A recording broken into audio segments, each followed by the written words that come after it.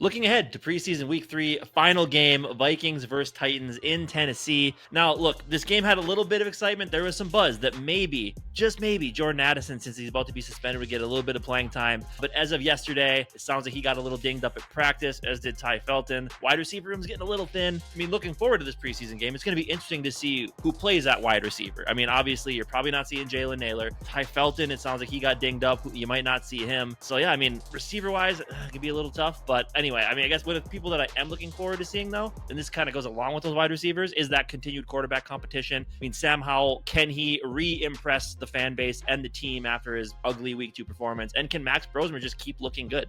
Yeah, it'll be interesting just to see what their playing time is going to be. I know we've been talking about, like, at least for the quarterbacks on this roster, like, I feel like it shouldn't be a shoe-in for Sam Howell to get that quarterback too. I feel like at this point, Max Brosmer deserves like a little bit of chance there. Not even just deserve, he just like might be the better quarterback. They're the same age. Obviously, one has NFL experience, the other one doesn't. So that's going to be an interesting one to see what happens there, and whether or not, if Brosmer is the better quarterback, if we're going to go find another veteran quarterback, which brings me back to the wide receiver position. It's kind of the last chance for one of these guys to step up, the Lucky Jacksons, the Thayer Thomases, you know, all those guys, and to make a impact in this game and show that, hey, you guys are good on wide receiver 3. You don't have to go out and get one, even though I feel like we should, no matter how anyone does. But this is going to be the big test for them, because it does sound like the Vikings are out looking for a trade or a sign or something when it comes to wide receiver. So I do think that's going to be a big one to keep an eye on, is to see if anybody steps up. With Felton, like, how's that kick returner job going to look? How's the punt return going to look? And then obviously we know the Ty Chandler Scott thing, like, to see if Scott really can take a push forward